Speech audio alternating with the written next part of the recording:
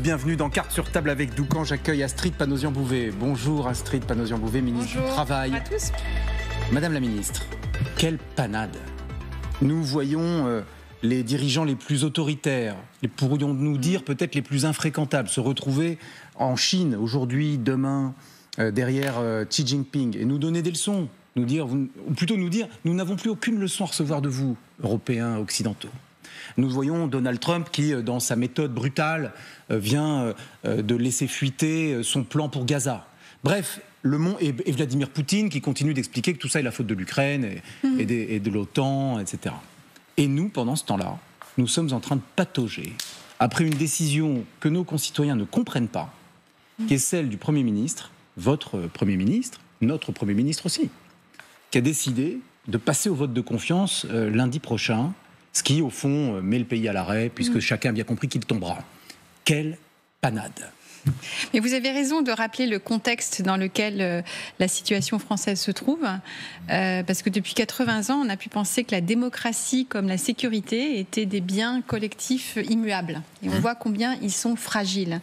Et on voit combien aussi la situation française, dans ce contexte international tout à fait inédit, nous fragilise, parce que nous sommes, je crois, le seul pays européen aujourd'hui qui cumulons à la fois une fragilité financière, on y reviendra, et une instabilité politique, ou en tout cas une vulnérabilité politique, avec deux risques, un risque politique et un risque financier, qui s'auto-alimentent quand on a une dette qui est détenue à plus de moitié par des créanciers étrangers. Vu le contexte, François Bayrou n'a-t-il pas été un peu léger ?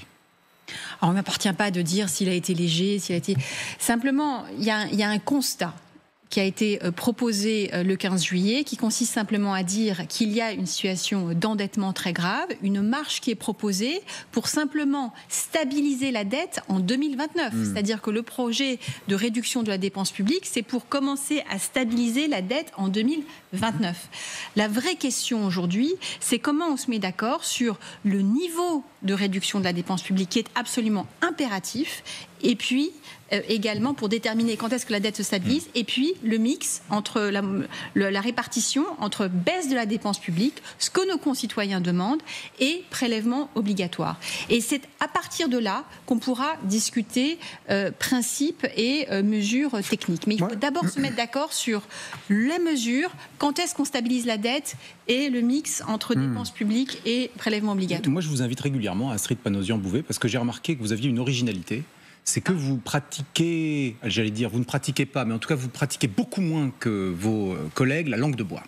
Par exemple, je me souviens que vous aviez été la première à dire que nos aînés auront à participer à l'effort. À l'époque, ça vous avait valu un tombereau de critiques et même quelques fake news sur les réseaux sociaux. Qui continue d'ailleurs. Qui continue. Tout le monde vous est tombé dessus. Aujourd'hui, tout le monde s'est rangé au fond à ce propos qui était un propos de bon sens, qui était de dire, même si c'est vrai que c'est pas facile quand on a bossé toute sa vie de s'entendre dire cela, mais que chacun devait participer à l'effort. Donc, cette approche qui est la vôtre, qui est de laisser la langue de bois au vestiaire, je vous propose que nous en profitions. Nous sommes d'accord pour dire que lundi prochain, François Bayrou tombera. En tout cas, et c'est pour ça que le Premier ministre a commencé les pourparlers avec les différents partis politiques, dont certains d'ailleurs ne souhaitent pas se rendre, pour justement discuter de cette probabilité ou non. Astrid Panosyan-Bouvet, vous avez entendu Olivier Faure, irrévocable. Décision irrévocable. Il est sans doute téléspectateur de TF1, il cite Denis Brognard, de Koh-Lanta. Irrévocable, il a dit, Olivier Faure. Marine Le Pen, elle nous a fait savoir qu'après l'interview hier soir auprès des 4 chaînes d'information, rien, nous fait-elle savoir, dans ce qu'a dit le Premier ministre, ne peut faire changer la position du Rassemblement national. Donc c'est plié. Voilà, il tombera le 8 septembre. Est-ce qu'on peut le reconnaître ensemble ? Parce que ça nous permettra peut-être ensuite de pouvoir parler de la suite. Parce que ce qui intéresse nos concitoyens, c'est la suite. Non mais la suite, qu'est-ce que c'est ? La suite, c'est quand même le même niveau d'endettement et de réduction de dépenses publiques qui va devoir se faire d'une manière ou d'une autre. Donc moi, je veux bien que le débat se focalise aujourd'hui sur le stop ou encore Bayrou. Mais le sujet, c'est aujourd'hui la situation financière financière à laquelle on va rajouter une fragilité politique qui est immense. Et comment on fait alors ? Voilà. Eh bien, ce qu'on fait, c'est après le 8 septembre ? Qu'est-ce qu'il faut faire ? Justement, c'est de déterminer avec les partis de gouvernement, et moi je préfère, mais très largement, travailler avec le Parti socialiste qu'avec le Rassemblement national pour déterminer ce compromis, ce chemin possible, la destination. Mais avant de et ce qui nous permettra, la destination, c'est le niveau de réduction. Ils l'ont dit, les socialistes, ils ont dit, il faut 20 milliards d'efforts. Oui, dont 27 milliards, je crois, d'augmentation des dépenses publiques. Donc, ça veut dire qu'il faut de prélèvements supplémentaires.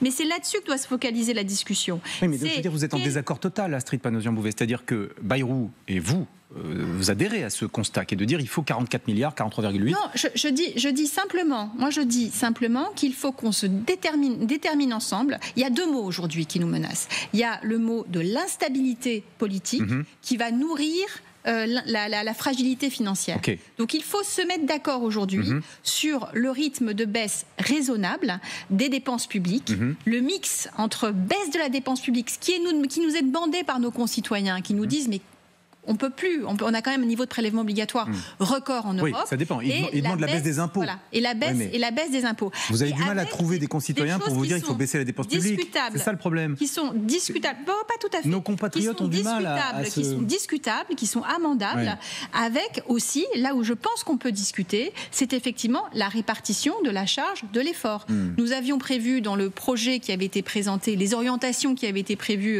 le 15 juillet, un effort demandé à nos compatriotes les plus aisés de 4 milliards d'euros. Voilà, ce sont des choses comme ça qu'il faut discuter. Pour aller chercher ce compromis. La situation financière ne va pas changer que M. Bayrou reste ou pas. En tout cas, le compromis avec M. Bayrou, il est impossible puisque François Bayrou reste inflexible sur 44 milliards d'économies. Les socialistes disent qu'il faut en faire plutôt 20-25. Donc il n'y a pas de compromis possible dans ces conditions-là. Ma question est la suivante. Pour aller chercher ce compromis que vous appelez de vos voeux, est-ce qu'il faut un homme ou une femme de gauche à Matignon ? Il faut en tout cas un homme ou une femme qui ait l'aura personnelle, la capacité à pouvoir tendre la main vers les sociodémocrates. Oui, mais on voit bien que ça ne suffit pas. On croyait que c'était le cas de François Bayrou. Non, mais je pense que c'est... François Bayrou qui avait appelé à voter François Hollande, souvenez-vous, en 2012. Donc, on croyait que c'était l'homme de la situation. Je vous dis aussi en tant que ministre du Travail, qui est la capacité à la fois donc moi je crois que les sociodémocrates, moi je fréquente beaucoup de sociodémocrates, j'étais au Conseil franco-allemand des ministres franco-allemands où il y a aujourd'hui des sociodémocrates au gouvernement. J'étais en Scandinavie cet été pour rencontrer aussi des travaillistes norvégiens.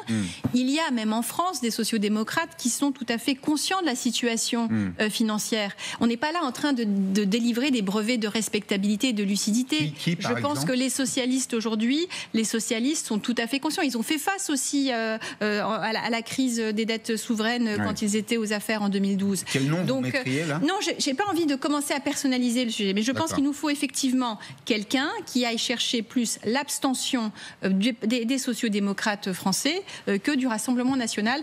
D'abord parce que c'est une question de principe et aussi parce que on sait que le Rassemblement national est moins fiable. Il nous reste quelques minutes avant le journal de 11h, mais je voudrais quand même vous poser la question et compter sur votre réponse sincère.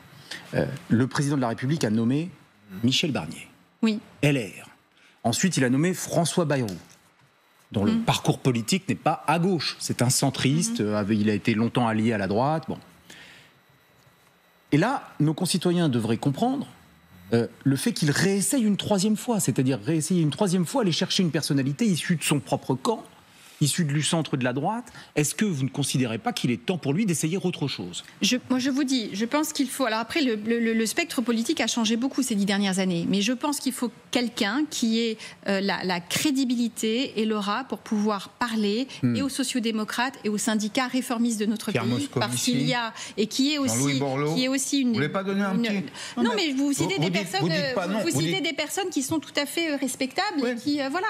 Mais qui est cette capacité d'être à la fois dans la lucidité de l'urgence financière tout en étant capable de chercher des bons compromis, parce qu'il y a des partis réformistes, il y a des syndicats réformistes de gauche, et je pense, en tant que ministre du Travail, que l'agenda travail est aussi très lié à l'agenda budgétaire et financier. Alors vous noterez, chers amis, que même si François Bayrou, hier, dans son interview aux 4 chaînes d'information, a dit que tout pouvait bouger, selon lui, avant le 8 septembre, vous voyez bien qu'ici, nous sommes déjà en train de nous poser la question de la suite. Comment aller chercher ce compromis ? Parce que la ministre Astrid Panosyan-Bouvet dit que ce compromis, il est indispensable pour la France. Ce n'est pas une question de parti politique ou de tambouille. Si on n'a pas de budget, si on n'est pas capable de relancer notre économie, on va droit dans le mur. Donc il y a un enjeu majeur.